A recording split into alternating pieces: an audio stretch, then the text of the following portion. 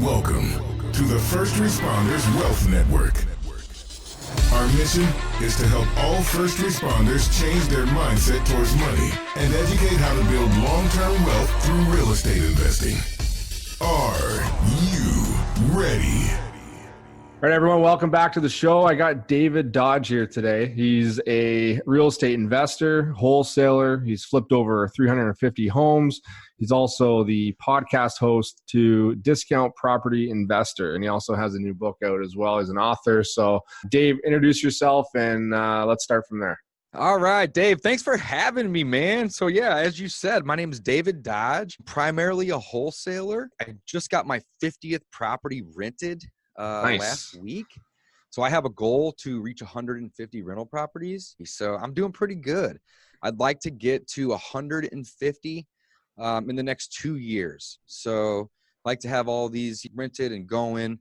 And, you know, by the time I'm 40, I could essentially be sitting pretty. So I already reached my point where passive income pays for my bills. So I am financially free. Beautiful. On top of the rental properties, my primary passion is wholesaling.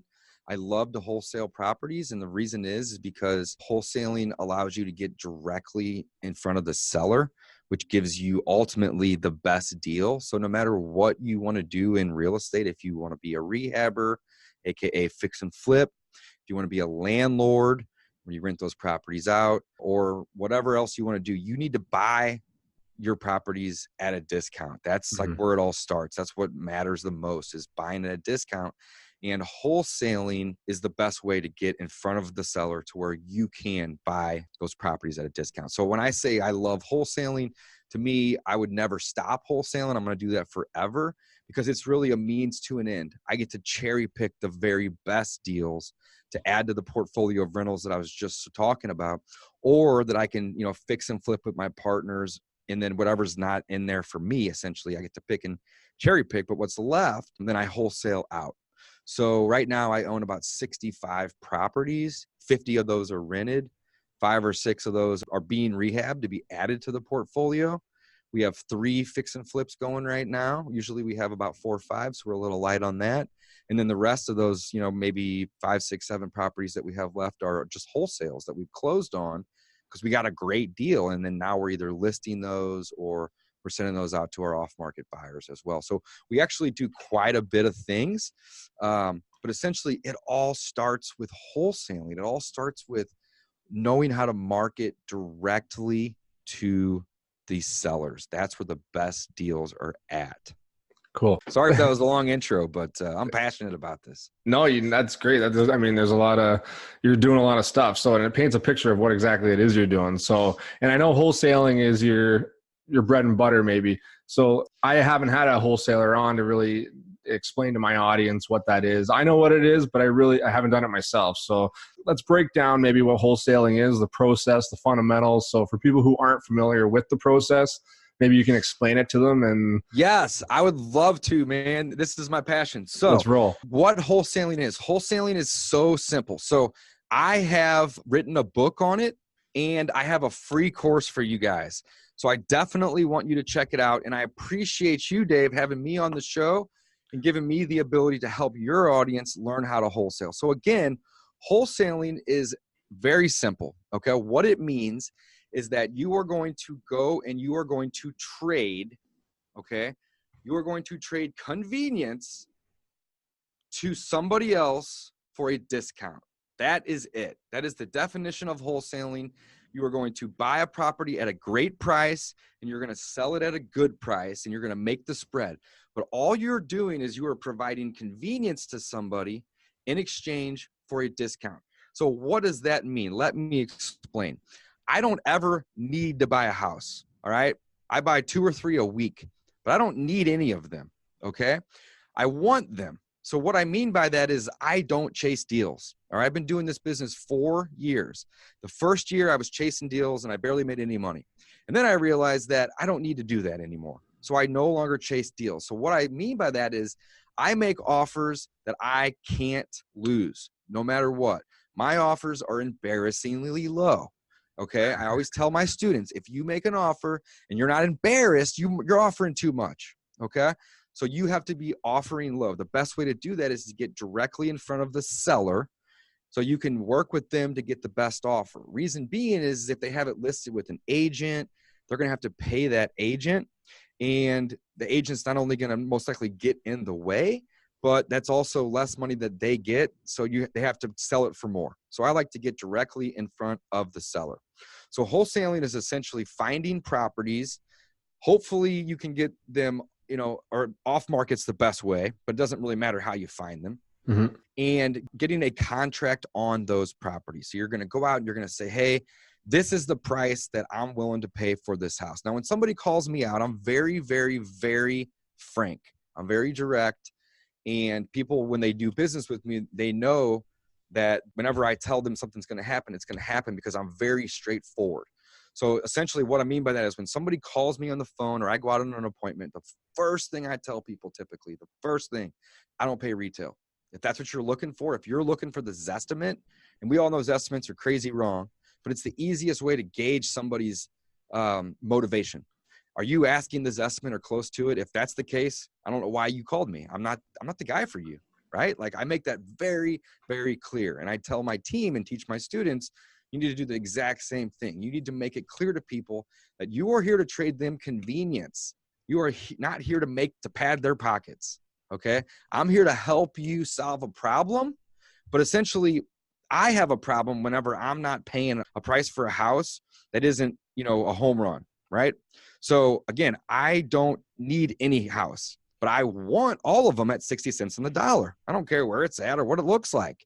If I can get it at 60 cents on the dollar, I'm going to buy it. So I make that very clear. If that's what you want, if you want the Zestimate, if you want retail, call somebody else. However, if you're not looking for that number and you've come to reasoning that, hey, your house isn't worth what you think it is, or like the Zestimate, and you do want to sell it quick, I'm the guy, right? So I can offer to buy people's houses. And again, all I'm doing is I'm trading convenience for a discount. So I try to make that very, very clear to every motivated seller that I talk to, because again, I don't chase. Right now, I will follow up with people until they sell the house, but I'm never chasing their number. Whenever I make an offer, I very rarely budge off that number. Very rarely. Okay. So what is wholesaling? I've kind of diverted here, but essentially it's getting a property under contract and or buying a property. You don't necessarily have to double close or assign it, in my opinion. But then what you're doing is you're not doing any work to it.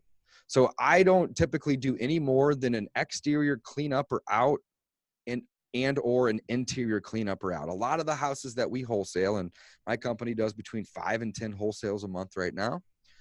Every house that we wholesale, essentially we try to do as least amount of work. I'd say 80% of the time we don't do anything to the house, like literally nothing. And maybe 20% of the time we'll send a guy over to clean it out or remove the bushes or just something simple. Like I'm talking usually less than $500 worth of work is what cost is what I put in. And again, that's only on, about 20%. And then what we do is we have a buyer's list, and we can talk a little bit more about how you would build that later, but we have a list of buyers, and all that is just other people that we do deals with, people that also own rental properties, people that also have some fix and flips going, or they want to fix and flip. They're investors. And we will take that property that we just got under contract and we will send it out to all of our investor partners, our buyers. And we will say, hey, we just got a pretty good deal on this one. Here's kind of what we're asking for it. Let us know if you want the lockbox. And then they'll go out, they'll look at it. And oftentimes they will say, hey, we like this one. And oftentimes that happens before I even have to close on it. Hopefully that happens before I close on it. I'd say, 90% of the time. And then what happens is I will either double close it in my title company in my state of Missouri lets me use my end buyer's money. So I don't have to have any of my own capital, or I will just assign it to that buyer and essentially don't even have to go to the title company. They will go to the title company on my behalf. They will step into my shoes essentially and take over the contract and put it into their company. And they'll pay me a fee, an assignment fee, basically to just get the hell out of the way. And I love assignments because I don't need any of my own money. And I'm really just selling paper. You can think about it. People will say, oh, these wholesalers are flipping all these houses. Well, yeah, they are. However, they're really just flipping contracts, right? So I tell people all the time, as a wholesaler, you're not really in the house flipping business. You're in the marketing business, right? So like when you ask Walmart, are they in the business of like selling lawn chairs? Well, no, they're in the business of like, selling wholesale items. And just so happens that my item is a house, right? But my business is marketing. So like, that's the mindset shift that people need to have if they want to become a wholesaler, or just get really good at finding deals direct to the seller. And again, you don't have to be a wholesaler. You can be a rehabber, you can be a landlord, you could be whatever. But again, knowing how to get directly in front of the seller offers you the ability to get the best deals no matter what. I have a couple questions here before I dive into that. One thing I like about wholesaling is for some people who I've talked to, they got started doing some wholesaling deals so they were able to raise that capital for them to purchase their own property, where at the beginning, without wholesaling, they really didn't have any capital to begin, without finding those partners right off the bat. So number one, what areas are you investing in finding these type of deals? Like what kind of price points are we looking at in the market? Right. So again, I'm located in St. Louis, Missouri. And where we're looking to buy deals is basically everywhere in my entire city and town and county, minus North City.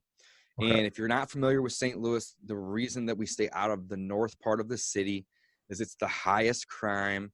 It has basically no appreciation on the real estate, and the risks are just too high for us.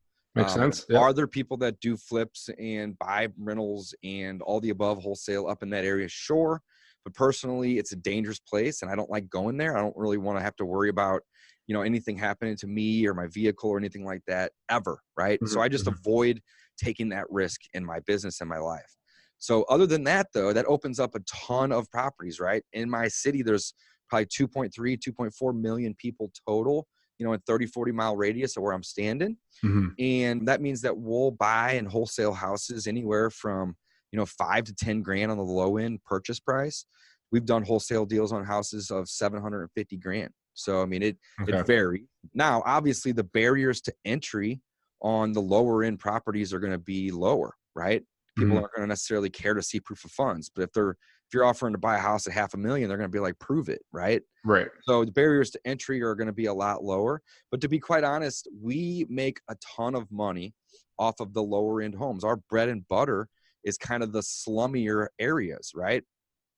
Some of those areas are coming back. And when we get a great deal in those areas, we'll hold it. We'll keep it. Again, we get to cherry pick the best deals for ourselves. So really, like, wholesaling, again, I said it earlier, but it's kind of a means to an end for me. And the reason is because it's a job. It requires a lot of work, and you got to learn how to become really good at marketing. Luckily for everybody on this podcast, I've written a book, The Ultimate Guide to Wholesaling Real Estate. You can find it on Amazon.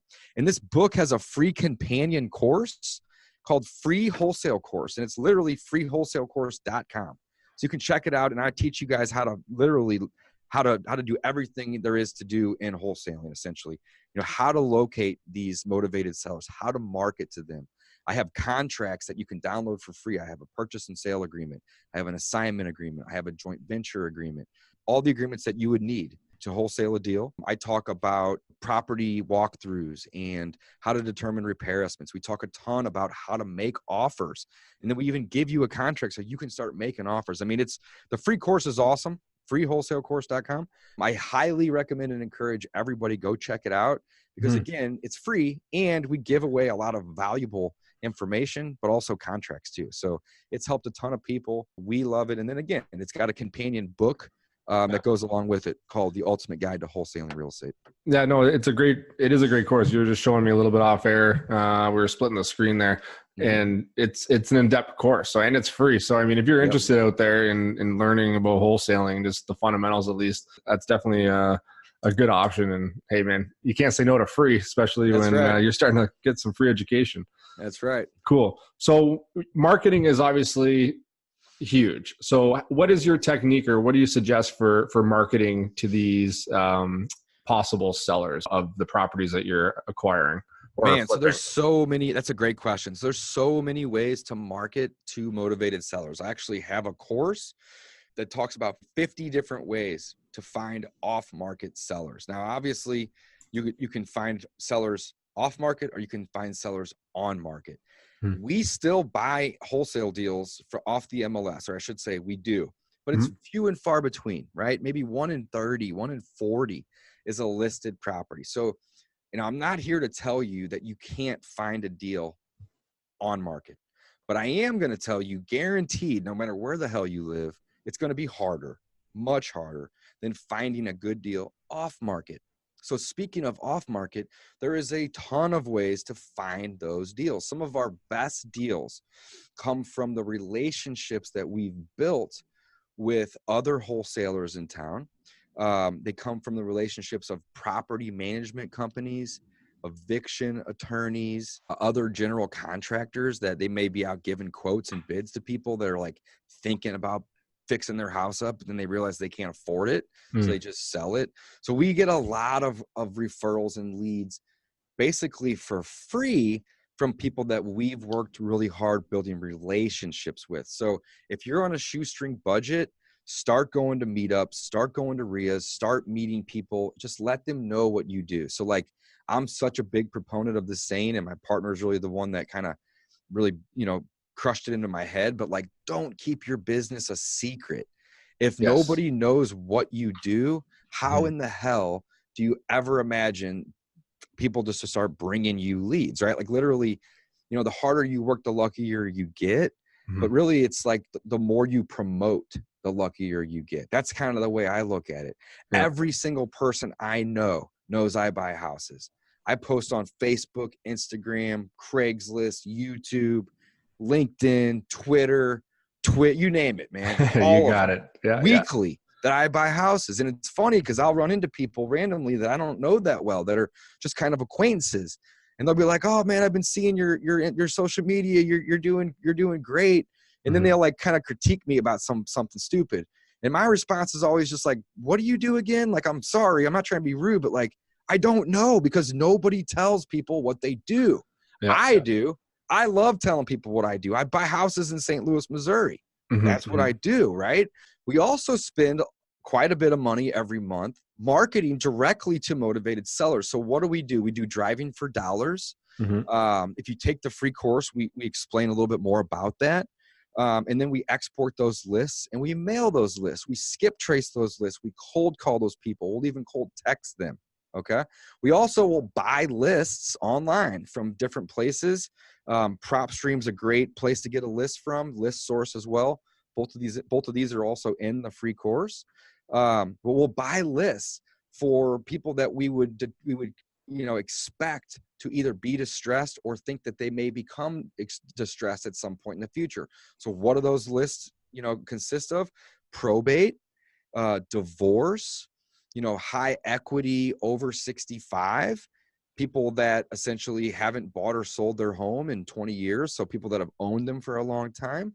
There's lots of lists, pre-foreclosure. There's a million different places to go find a list. And then at that point, it's just like fishing, right? Like if you go out and you door knock 100 doors, that's great. You've hit 100 people, but in that same amount of time, I could buy a list of 5,000 people and drop a mailer to each of those people. And then now it's like, imagine this, imagine a huge lake, right?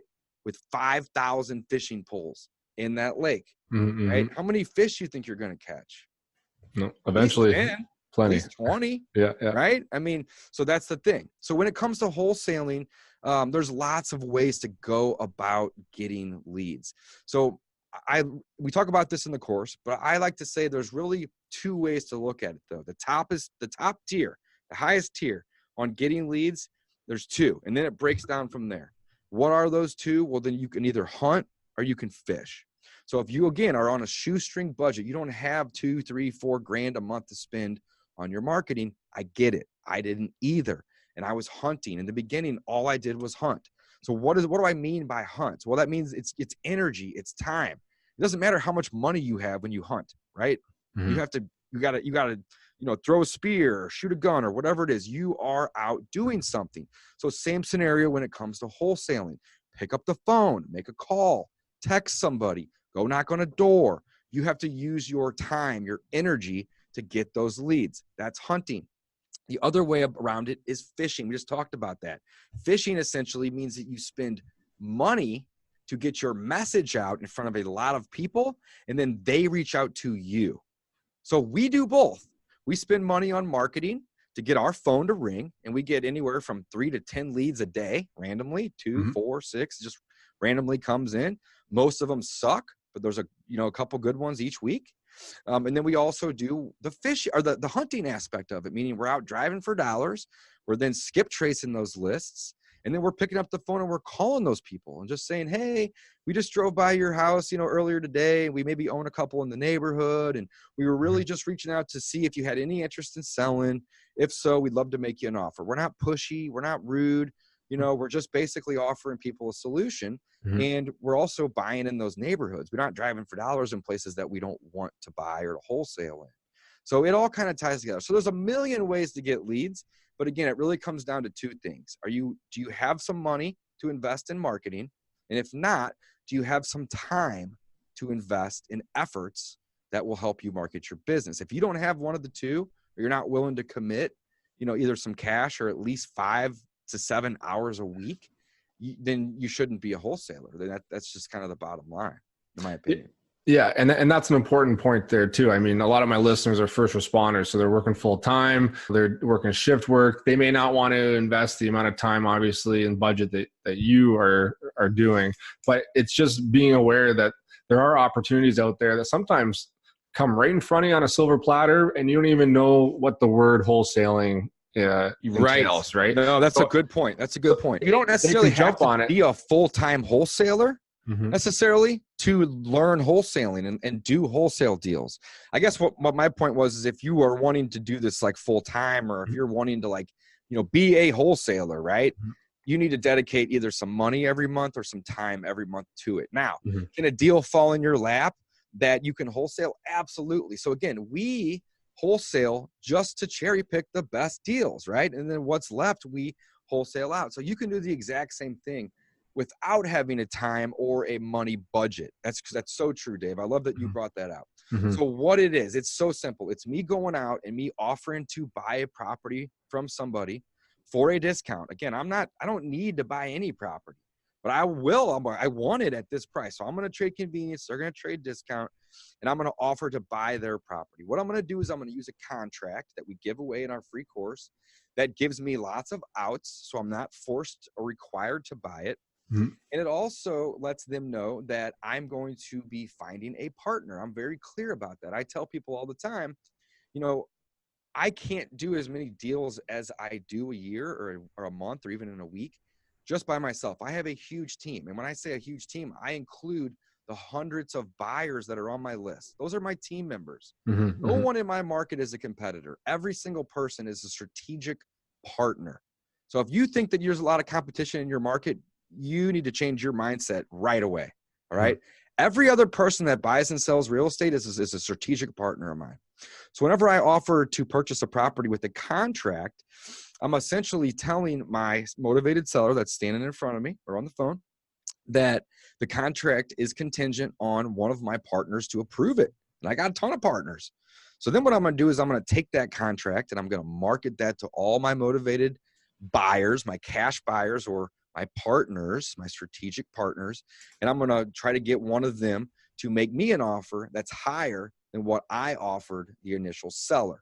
Now, if that offer comes back from your buyer and it's at or below where you're at, that's okay. It happens to me 1 out of 6, 1 out of 10 times. Okay. But it doesn't matter. It doesn't mean the deal's dead if I can't find somebody to pay me more. All that means is I got to work a little harder now and go back to that motivated seller and explain to them why I can't pay them what I initially thought I could, right? And here's why. And I'll use all the reasons that my cash buyer is telling me to get them down. So at that point, I'm just negotiating with myself and them to just increase my spread or even create a spread. So again, we're going out, we're finding a motivated seller. We are going to write a contract to them with a long inspection period. I typically shoot for at least 10 to 15 days. And I use that time to market to my motivated cash buyers to sell that property. If I can't find it, then I will go back to my motivated seller and I'll either tell them that I couldn't find a partner to do the deal, which I originally told them that I needed to do from the get-go. So they can't be upset with me for lying to them, right? And then essentially I'll either get out of that contract or I'll renegotiate it for another 10 or 15 more days and I'll try again. Now, one pro tip that I can share with you guys right now, there's a ton of tips like this Let's in hear my it. free course and in my book. But one pro tip that I can share right now, it's as simple as one word. Adding this to your contract will give you 40% more time in your inspection period. So in my contract, whenever I am asking for inspection period days, I add the word business behind days. Boom. That's the tip. It's simple. Here's why, guys. 10 days is 10 days. 10 business days is 14 days. That's 40% more time. So if I can let somebody agree to give me 20 days and I slip the word business in there, boom, that's a month.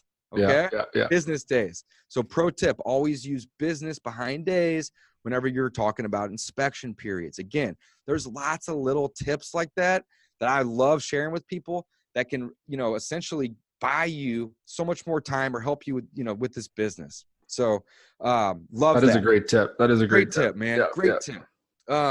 So then what I do is once I find my cash buyer that's willing to pay me, hopefully a lot more, but if just a little more, whatever, than what I have agreed to pay my seller, then I have two choices. One, I can assign my contract to the cash buyer, which is my favorite way because there's no cost that I have to incur. They essentially pay me to get out of the way, and I get paid whenever they buy the house in the next few days to few weeks. The other option is I can double close on this deal. Now, whenever I say double close, what I mean is I'm going to buy it and then I'm going to then turn around and I'm going to sell it. Now, typically I like to do that on the same day. And the reason is I don't need any money to do that. But there are scenarios where I need to buy it right away because I need to get a good price. Again, I'm trading convenience for discount. And oftentimes people need to get their money in 10 days. And I may have a buyer that's selling 4 or 5 rehabs and he can buy it, but he needs to buy it in 20 days or 30 days. So sometimes I will have to close on these properties and sell them. But 95% of the time, I do what's called a double close. I line these two properties up, or these two closings up on the same day. So my A to B with my motivated seller and my B to C with my cash buyer. And in my state, I don't need to bring funds to closing. So my title company will essentially let me use my cash buyer's funds to purchase the home, pay the closing costs, and then sell it to them all within a matter of minutes. Oftentimes, it's just a couple signatures and boom, boom, boom. It's right across the table. And that's a great way to do it too. Now there's pros and cons with each of these. And again, we talk about a lot of this in the free course and in the book, but the pros to an assignment are it's low cost, essentially none. But the con to an assignment is they're going to know exactly how much you're making. Now, I've heard people talk about assignments where they can't do that, and that's fine. Maybe you can squeeze it in, but essentially they're going to learn exactly what you're making on the property at some point in time. Okay. The pros and cons of a double close are that there's more cost. That's a con. There's more cost because you have to actually pay closing costs to buy. Exactly. Closing costs to then sell again, right? But the pro with the double close is that you can disclose and hide essentially how much you're making. Now, we have buyers that don't care if we're making 15, 20 grand on a wholesale as long as there's still meat on the bone, right? And if you have a relationship with people, they don't give a damn. So you can do that with them. But there are situations where, the deal might be kind of tight for the end rehabber. And you don't really want them to know that you're making 15 grand because if they knew that, they may not show up to the closing table because they're jealous that you're making 15 grand whenever they're going to have to spend, 4 or 5 months to make 20. Right. You're making it in a minute. So there's advantages to both ways. So there's no right or wrong way, guys. There's just different ways to do it. We do both. We love doing both. And again, there's a reason that we would use one versus the other based upon Yeah. those pros and cons. That's all wholesaling is, guys. You're buying great and you're selling good. Buy low, sell high. But you can't sell high when you're dealing with a rehabber or a landlord. You got to sell fair, right? But if you get that at a great price, oftentimes, most times, there's still room in there. And that room could be 5 or 10 grand. And we all know that we could all use another 5 or 10 grand at all times. I could. No, absolutely. Everyone could. Wholesaling is awesome. It is a job. I don't want to convince people that this is just something that you can, do and turn on and then walk away from. It requires a lot of hustle. But the thing that I love about it is, even though that it requires hustle, it's very simple. Like, the business in general is very, very simple. Now, I'm not saying it's easy. Easy and simple are two totally different things. Okay. You have to work hard, but the fundamentals of what you are doing to wholesale a property are so simple. You offer to buy it with a contract that gives you outs. So you're not obligated. However, you control it. Then you market it, and somebody offers to partner with you, essentially, to buy this house and pay you to get out the way. And then you just take those documents to a title company and wait. And then once the day comes, you get paid. That's it. It's so incredibly simple.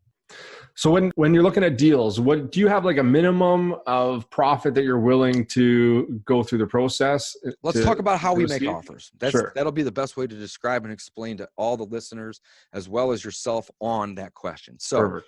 Whenever we go out and we look at a property, again, we don't need any of them, right? Like right now I have about 65 properties that I own, right? I didn't need any of those properties, right? But I wanted all of them at the right price because I'm an investor. And that's what investors do. They buy at a discount. Also, my podcast, Discount Property Investor, we teach you how to make offers. So check that out as well. Okay. But essentially how we make offers is very simple. We use what's called a MAO formula, MAO. All right. And what MAO stands for is maximum allowable offer. Okay. So the formula goes like this: MAO, maximum allowable offer, equals ARV times your discount rate, which is typically 0.7, minus your repairs, minus a fee, and the fee is optional. So we're going to break this down real quick. Sure. So MAO equals ARV times your discount rate minus repairs minus fee. MAO, we just talked about, that's maximum allowable offer. That's what we're trying to solve. That's how we make our offers. We use that formula. So the MAO is what we solve here, folks. So what's left? ARV times discount rate minus repairs minus fee. ARV is just the after repair value. What's the highest and best use of that property? What would it be worth? If I put in 10 grand, would it get there? Would it take 40 grand to get there, right? Like what would the property comp out for after an extensive rehab? Now, you don't want to go overboard because, essentially there's a diminishing rate of return. If I put 30 grand into a property to get it to its ARV, great. If I put 50 grand into a property, am I going to get a higher ARV? Yeah, but not 20,000 more, right? So there's a diminishing return. You basically want to put the least amount of money in you can to get it to comp out with the rest of the other properties that have sold at the highest end of the market in that area. All right. So ARV, after repair value, what you start, this is the first thing you start with. What will the house be worth after we fix it up? It sounds kind of crazy to think of it that way, but this is why we use the formula. We're going to explain that. So the ARV, all right, we multiply that by a discount rate. Now, we like to use 0.7 in our area. Depending on where you're at, you may have a different discount rate, but all that is just saying, this is the amount off that I want to be interested. And at 0.7, that's a 30% discount. Okay. So we take that number off of the ARV, not the offer. Okay. We start kind of in reverse. So ARV times discount rate minus repairs minus fee. So the after repair value times 0.7. Now, in my own city, will I go to 0.75? Yeah. In a great neighborhood. Will I go to 0.65? Absolutely. In a neighborhood that's a little less than par. Will I go to 0.5 on my discount rate? Yeah, in places that I don't even want the home. Will I go to 0.8 in my city? Of course, in the best of the best neighborhoods. So that discount rate's a sliding scale. Typically, it's between 0.5 and 0.8, but your default, if you don't know, go to 0.7. So you multiply the after repair value by 0.7 or 70%. And again, that's a sliding scale, and that gets you a number. Then you subtract out the cost of those repairs. And if you don't know how to walk through a house and determine the repairs, go to the free wholesale course at freewholesalecourse.com, and we teach you all about it. The easiest way is to multiply the square footage of the home by 20, 30, or 40. Not bad, bad, terrible. 20, 30, 40. That's the square foot rule. Multiply the square footage of the home by 20, 30, or 40. It's that simple, guys. I don't care if you have 40 years of GC experience. You give me 30 houses and let me look at pictures of them, and I'm going to get within 3,000 or 4,000 of the repairs on everyone by that simple formula. It's so simple, okay?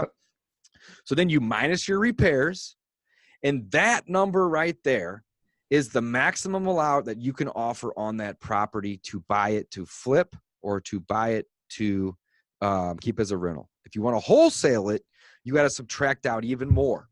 You got to take out even more. And the reason is because the number that we're at now before the fee is what people will pay. It's what I will pay. It's the after repair value times 0.7 or a 30% discount of that number minus my repairs. My profits padded into that number. But that's what all the investors are buying at. So to wholesale it, I got to get it even lower. And that's the great to good number that we're talking about right there. MAO equals ARV times 0.7 or your discount rate, whatever that scale is, minus your repairs, minus your fee. Now, that number is the MAO. So I want to really emphasize something. When I say MAO or maximum allowable offer, that's the most you can pay. Now, earlier in this podcast, we talked about not chasing deals. Okay. So what I mean by that is that number is the most you can pay. So you never want to start with that number. People aren't going to like you very much if you just never give an inch, right? So let's say that you have a house that has an ARV $100,000. We're going to use simple math. So if you are driving or doing something while you're listening to this, you can still follow. You have a ARV of $100,000 and it's in a normal part of town. So we're going to multiply that by 0.7. The discount rate is going to be the default. That gives you 70 grand. Now let's assume the repairs are 20,000. Okay. That number is 50K. We're at 50K. Correct. That's what all the landlords and the investors are going to want to buy at. So I need to be able to get it lower because that's where I need to sell it at. That's where I'll buy it at. That's where everybody will buy it at. That's where I need to sell it at. So in order to wholesale it, I'm going to take another 5 off. So now I'm at 45,000. That's my MAO. That's the most I can come up to and pay, even if I'm negotiating with somebody for 6 or 8 months. So I can never start at 45 grand. I'm going to start at 38,000. Why? It's a random number. It's super low, but I got $7,000 to come up on that offer. So you never offer your MAO, but you know in the back of your head or in your CRM or on your lead sheet that that's the most you can pay. So if they say, oh, you're crazy, I need 60 grand. But then in a month they call you back and they say, can you take 50? Or can you do it for 50? And I say, no, I was at 38, but I can maybe go to 40. I can maybe go to 40. And they say, all right, well, not going to work. Thank you. But I didn't just say no, like you're crazy. I gave an inch. So at least they're like, well, he's willing to work, but it ain't going to work. Right. And then another month they call you back and they say, can you do 49 or 48? And I say, no, but I can do 41. And it goes back and forth, guys.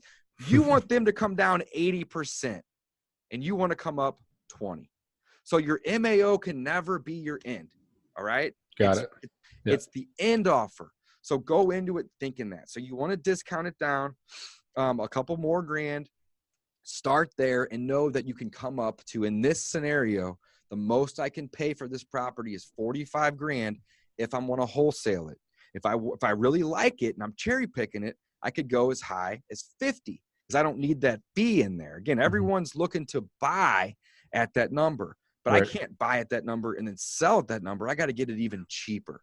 So again, I'm buying these deals at a great price, and then I turn around and I sell them at a really good price that the market for investors, not the MLS or the agents market, but the market for investors is very liquid. It's very liquid at 70%, meaning that, and that's a deal. People are going to jump all over that. At 80, not so much. At 50 or 60, even more liquid. Okay. And that's another thing. I had a good buddy. I have a good buddy, and he always refers to us wholesalers as just liquidity providers in the marketplace. And that's exactly what we do in a way. So I love that he looks at it like that. He looks at the 10,000 foot view a lot. And it's a great point. Anybody that needs to sell fast, we're here to help. That's, we're going to trade convenience for a discount. But do I like to buy properties over the 70% rule or over the 70% discount rate? No, because then I'm taking a risk of having a chance of losing, right? So you got to buy these properties at a discount.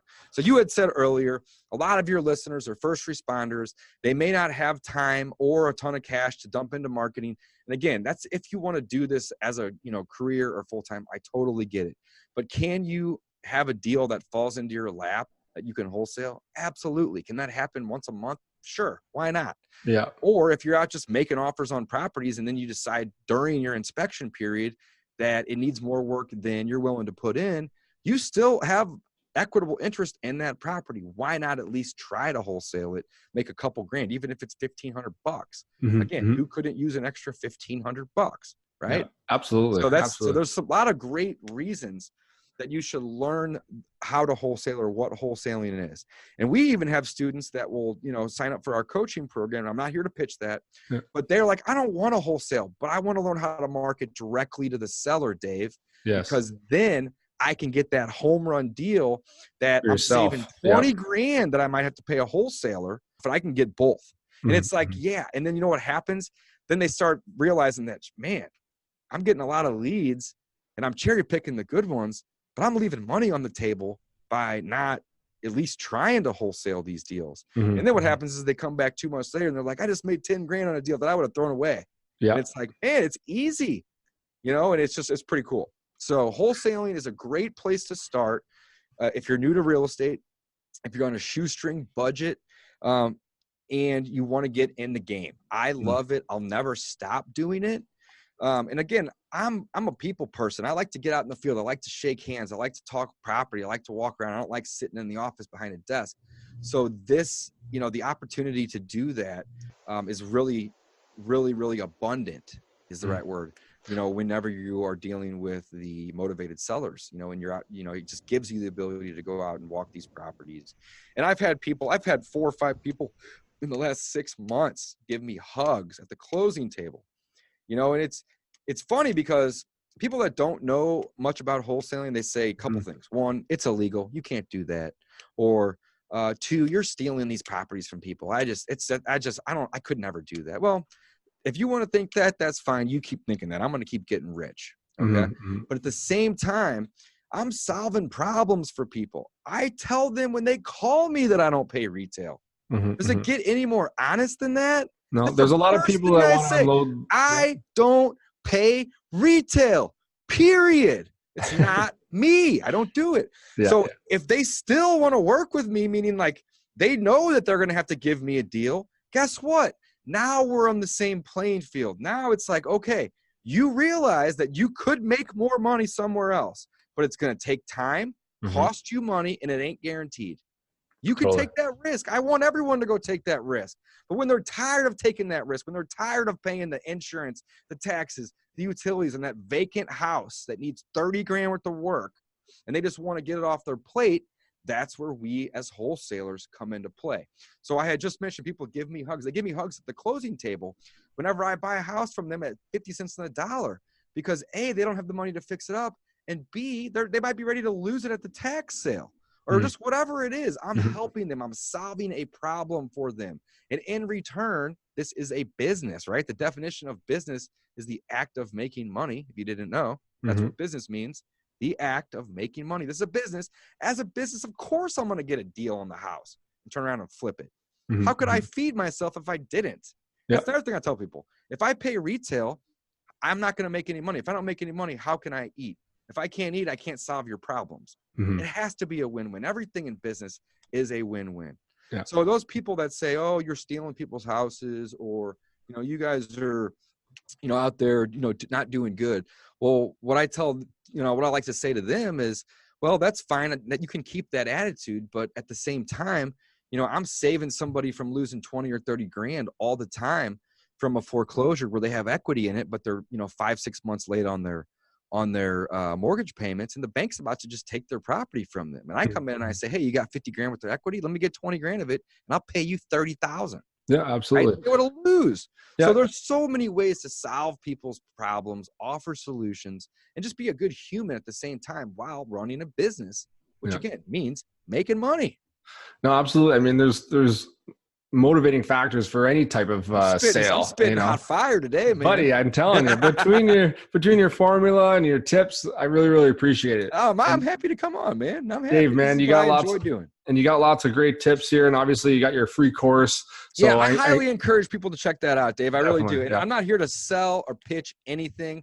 That's not my goal. Of course, when people opt into my course, I capture an email and I try to offer more value, right? We have coaching, we have courses, but that's down the road. I want people to check out my free information because oftentimes that's enough.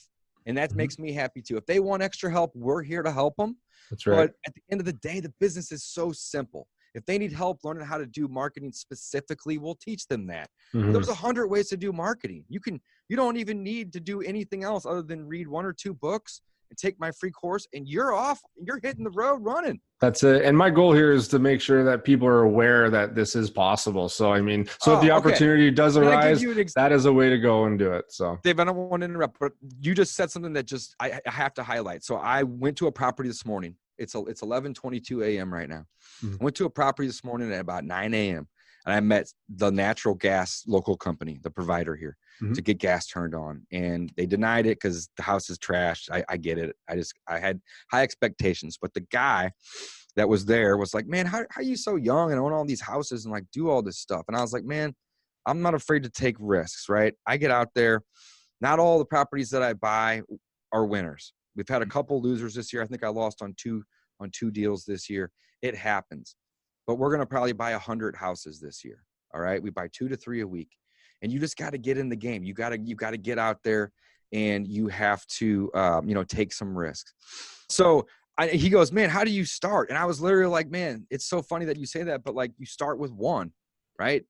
And then you get another and you do that over and over again. Like, people that I know that own 300 and 400 and 500 houses, they didn't just wake up one day and be like, I'm going to go buy 300 houses today. No, they bought one 2 years ago. And I think the biggest thing, and then they bought another one, and then they bought another one. Yeah, and the biggest thing I find is just at the beginning, it's just taking that first step. It's that first leap of action. And as soon as they get that first deal or whatever it is, or your wholesale or whatever it is you're doing, you really get that confidence. You understand it, and then you start rolling. I needed my coffee. It came back to me though. You had just said, people don't know that this is possible. Oftentimes, people, whenever I say I like to buy properties at 60 to 70 cents on the dollar, they're like, man, you're funny.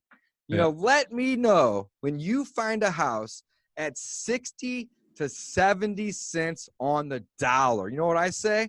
I've done it 350 plus times. I'm going to say that again. Proven track record. 350 plus times. So this morning that's where I was going. I'm losing my train of thought. When I met the natural gas guy at the house, he goes, man, you're crazy. You can't buy houses at 60 cents on the dollar. I got done 350 times, man. And he goes, his jaw was like this. He just dropped. He's like, what? And I go, why do you have these limiting beliefs in your head that you can't do something, man? Get out there and hustle. There's houses on every corner, on every block, that there's somebody that owns that house that can't afford it, or that it needs too much work, or that they inherit it and they don't need it anymore. And they don't necessarily care about getting that extra 20 grand and waiting 8 months for it to sell and or investing a nickel into it. They just want out. And that's what we do. We provide liquidity. Again, we trade convenience for a discount. All right. And it is possible. I've done it 350 times in the last 4 years. There's no reason that every single person that's listening to this podcast can't do 1 or 2 in the next 6 months without spending a nickel too, by the way. Just talking to people, getting out, tell people that you're interested in real estate and that you are interested in buying houses, and go out. And you may have to look at 100, you may have to look at 300. So what? You get one good one, you make 20 grand. There you go, everyone. There's your challenge for the year. Let's get it going. Right. Awesome, man. Absolutely. Well, Dave, thanks for having me, man. I really, really appreciate it. Again, I know nobody knows this, but I was a little late, so I apologize on the record. I appreciate you, though, man. Thank you so much. All right, man. You're spitting fire today, so I really appreciate all the knowledge. I know a lot of people learned a lot of things, and I'll leave some information on my show notes. But other than that, thanks for all the great info. I learned a lot as well. So cheers, Awesome. man. Thanks, Dave. Okay. Thanks for listening. Don't forget to rate and review on iTunes. Also, check out our website at 911wealthnetwork.com or contact Dave directly at 911wealthnetwork.com. Stay safe out there.